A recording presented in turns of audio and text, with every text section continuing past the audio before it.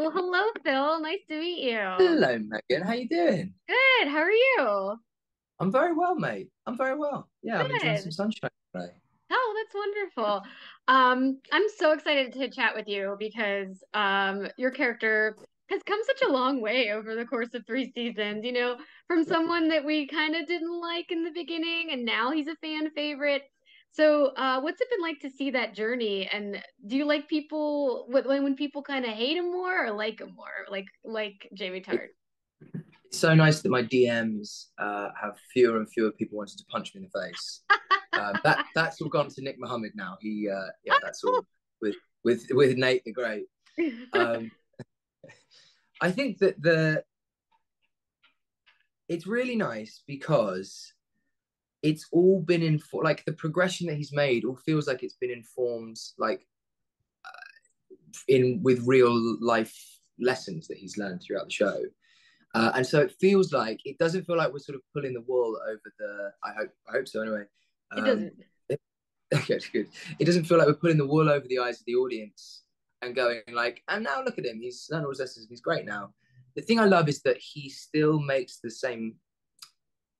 He still makes bad choices, and even though he's in possession of the lessons that he's learned, he still is that same person. And the thing that I really loved in season three was getting to the moments when he makes the decision to either, enact the lesson that he's learned, or he is running off of pride or of fear or of like self-loathing or whatever, you know, whatever it is. Um, I think that's the fun bit where it feels like the writers earned it through like creating the story. And also Jason and I would sit for a fair while and like use our imaginations about what else had happened in his life that then would inform that. Yeah, the one of the things that I learned about Jamie this season is that he's really, really smart. I mean, we always knew he was smart, like on the field, on the pitch, but Yeah. I love that moment where Roy says prima donna, and he's like, "What do you mean prima donna?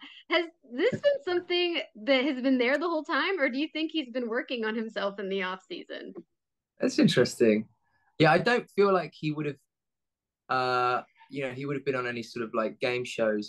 He's not like smart like Beard, even though he sits him down a couple of times intellectually. But yeah, I mean maybe he's also reading books. But I think that he's savvy as a person. He is like he hasn't used that in a great way, but like naturally, I think that he's someone who, I think the life that he had before, he had to be good at hustling. He had to be good at like, manifesting these like chances and opportunities in his life. And so I think he just doesn't use that as like he doesn't use that as like a lapel stripe or whatever. He's just like it's just in there, and he's trying to, he's not trying to show off or anything. But I suppose now it's like he's just knowing he's not doing it from a place of like trying to put other people down. He's just doing it from like, I don't know, it's a lot more peace. He is at peace with himself a lot more, I suppose, that he doesn't need, it's not coming from a place of hurt as such. Yeah. We've been underestimating him the way people underestimate Ted Lasso in the beginning, in that whole This speech. is it.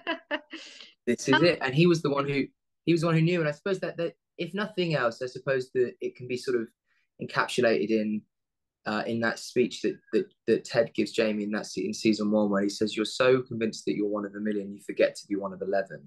And we see that in season one when Danny turns up, we see him. He wants to be better than him. He wants to show that he's better than him by beating him. And then when season three, when Zava comes along, we can see the way that he acts has just totally changed. Where he's like, "You need to be one of 11, just as us, just as we do." Yeah, he's great, but like he's just one of us. And you're like, Jamie, you learned your lesson. Well done, you.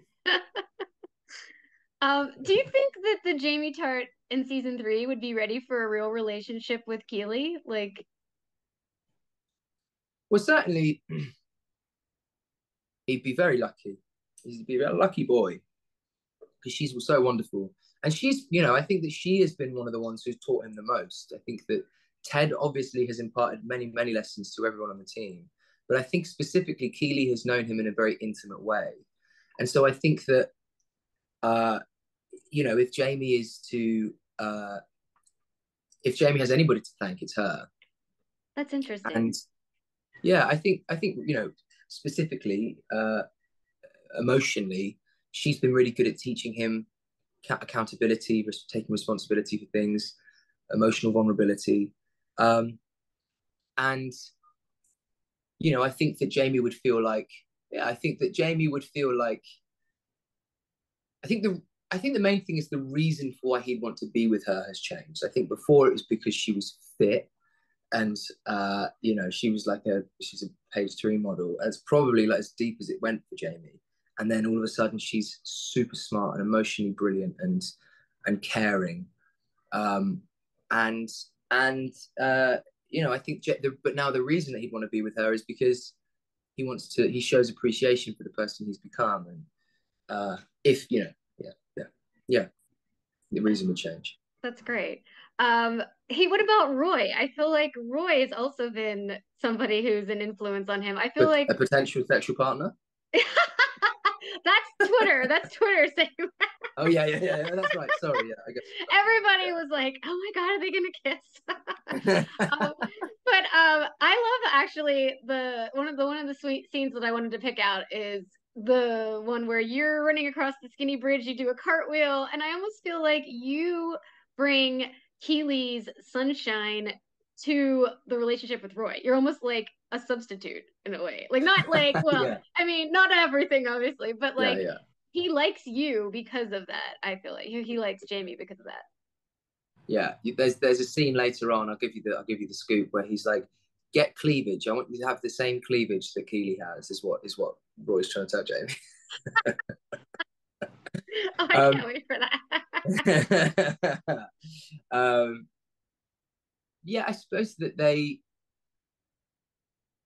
Yeah, I suppose that is true. I think that but we see those moments in both of them that are, that we can see have been inherited from Keeley. Excuse me.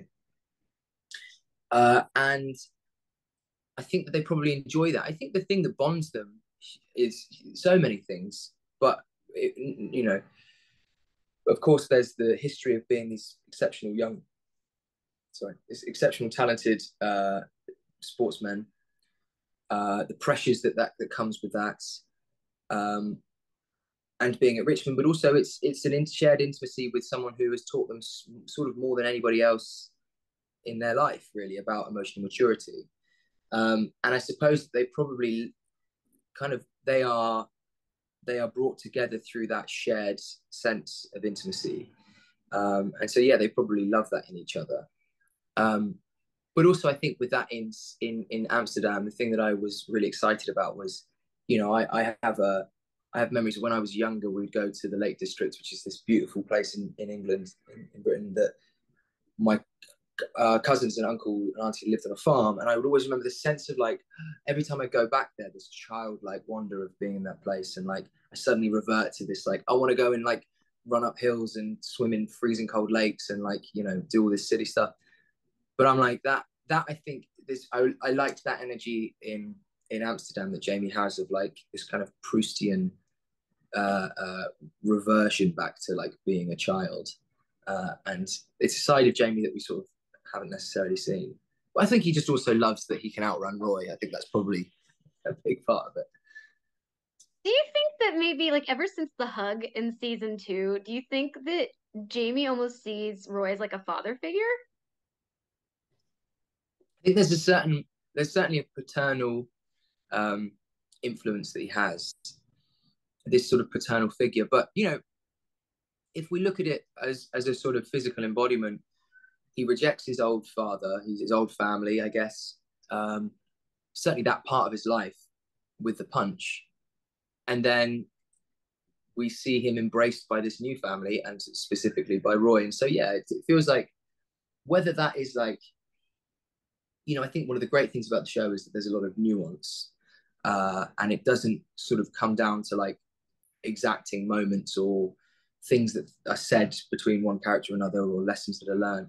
They still make the same mistakes, but they just try to be better.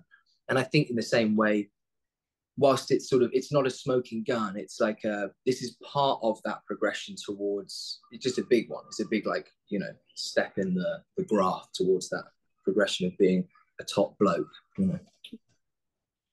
Another scene everybody was talking about was the bicycle sequence, which I think I could have watched 60 minutes of. So it was pure joy. So what was it like filming that? It was, I mean, it was at 3 a.m. and I was kind of falling asleep in between, Oh my in gosh. between scenes. Um, but I think the thing that I really loved about it was that, it felt like feeling trusted in that, to know where Jamie's at, to know what the relationship is between Roy and Jamie, and also between me and Brett. I think that they knew that we had great chemistry, or certainly sort of sexual tension, I guess you could call that. It reverts back to, once again, all roads lead back to that sort of sexual chemistry.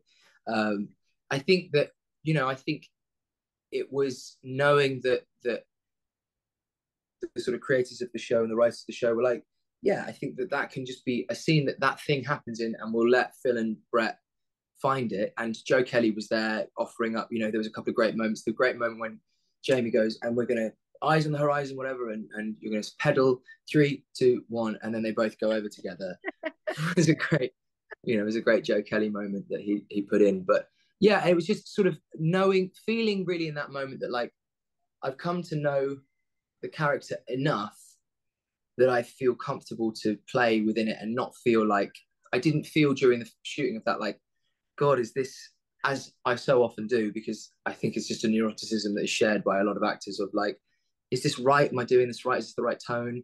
I was just like, no, I feel like I've got this in this scene. And I think you had to have had that. I mean, it's maybe just the lack of sleep, probably, which gave me this sort of sense of confidence in the 25 copies that I'd had. But it was like knowing in that moment, I was like, I think we're good. This is going to be fun. This is fun. I mean, we enjoyed it anyway, and I'm glad that some other people have. So yeah, Oh, it's so funny. It's so great.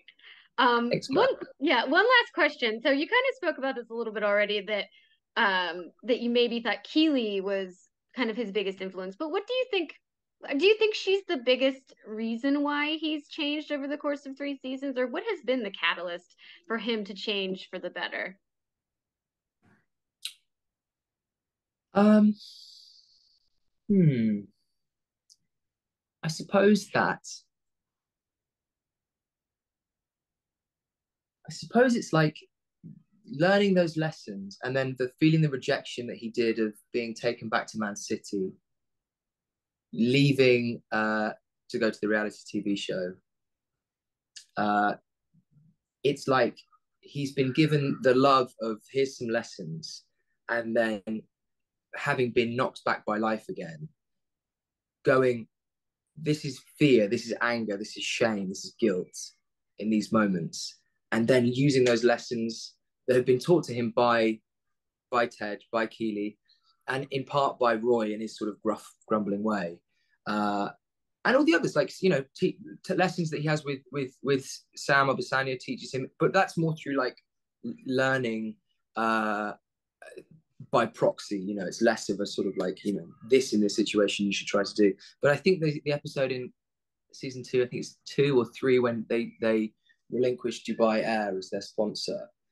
I think for Jamie, that was a big turning point in terms of, this is how I become a team member, sacrifice. This is how I, and it's little by little, I suppose. It's all those tiny moments that Jamie learns to pass the ball, learns to be the decoy runner, learns to, I guess, sacrifice himself in the name of the team. I guess it's the lessons that he's learned from those people, getting the chance to enact them from a place of love and from a place of like sacrifice. I think has been, examples of those, of those shifts. And I suppose the influence, I think, has just been like being in that locker room with those young men, seeing them do those things, seeing them make those choices. And I think that's what is good about the show as well, is that it's not like, see, be kind. It's like, you have the opportunity to be kind. And when you have support around you from people who are also trying to do the same. And so, yeah, I think it's probably each and every one of those moments that he sees around him from those other men, I guess, that is a big factor as well. That's great. Thank you so much for your time. I can't wait to see the rest of the season and look forward to seeing what Jamie Tartt and Roy are up to next. Who knows? Yeah, look forward to that cleavage line that Yes, I may or can't may wait not for that. exist. Thanks, Megan. Thank you so much. Bye. Love you too, mate. Bye.